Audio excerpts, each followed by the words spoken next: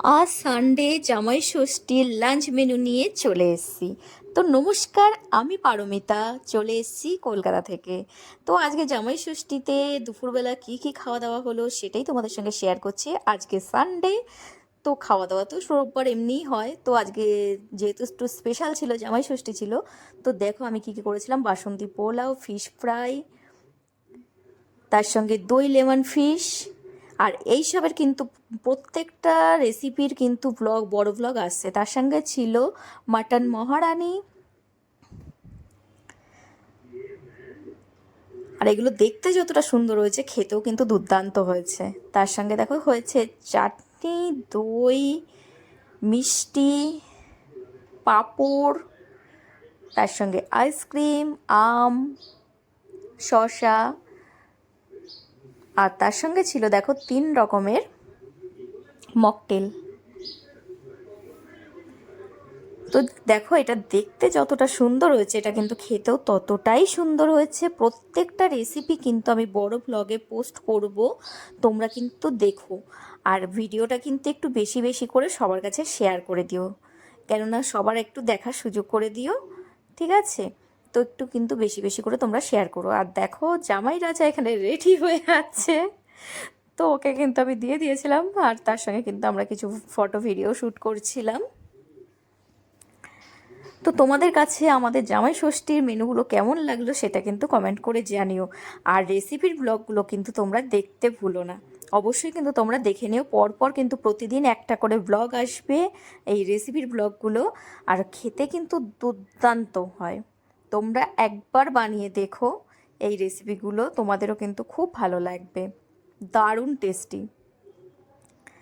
যেমন হয়েছে মটন মহারানিটা, সেটাও কিন্তু দুর্দান্ত টেস্ট। আর এটা কিন্তু একটা সিক্রেট মশলাই করেছি, সেটাও তোমাদের সঙ্গে শেয়ার করব, সব কিছুই শেয়ার করব।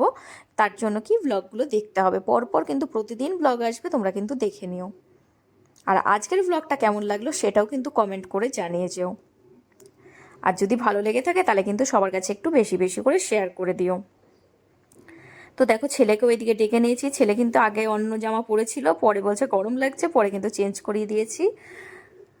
তো ও কিন্তু নতুন জামা পরে রেডি।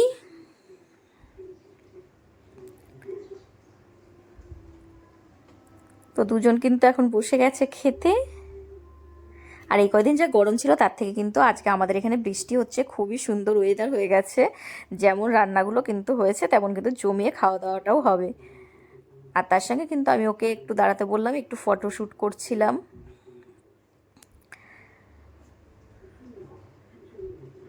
তো কিছু ফটো ভিডিও শ্যুট করে নিলাম।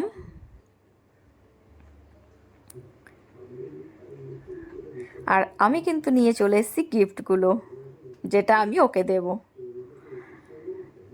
তো এর মধ্যে ছিল একটা প্যান্ট, আর তার সঙ্গে ছিল একটা শার্ট। তো শার্টটা তোমাদের দেখাচ্ছি, দেখো খুলে, ব্লু কালারের।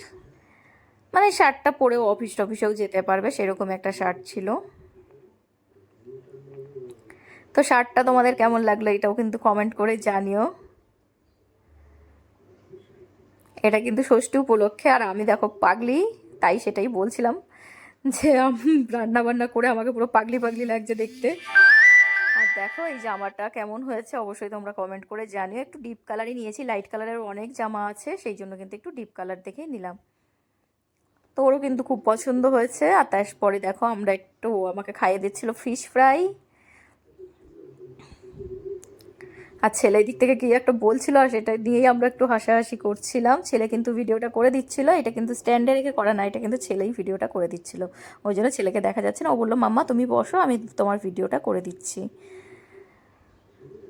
তো দেখো মকটেলগুলো কিন্তু দারুণ হয়েছিল, এগুলো কিন্তু আমি বানিয়েছিলাম। তো একটা ছিল কেনা আর একটা আমার বানানো।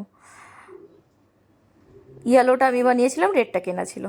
তো কেমন লাগলো জানিও। কি তো আমাদের কিন্তু দিনটা যে খুবই ভালো কেটেছে। আর তোমাদের কেমন কি আয়োজন হলো সেটাও কিন্তু তোমরা কমেন্টে জানিয়ে যেও। আর আমার ভিডিওগুলো কেমন লাগলো সেটা কিন্তু অবশ্যই কমেন্ট করে জানিও। প্লাস তোমরা শেয়ার করো, যারা ইউটিউব থেকে দেখছো তারা কিন্তু চ্যানেলটাকে সাবস্ক্রাইব করে দিও। তো বলেছিলাম না ছেলের ড্রেস পরেছিল, এই যে দেখো ছেলের ড্রেস পরা ফটো কয়েকটা রয়েছে। চলো চলো টাটা।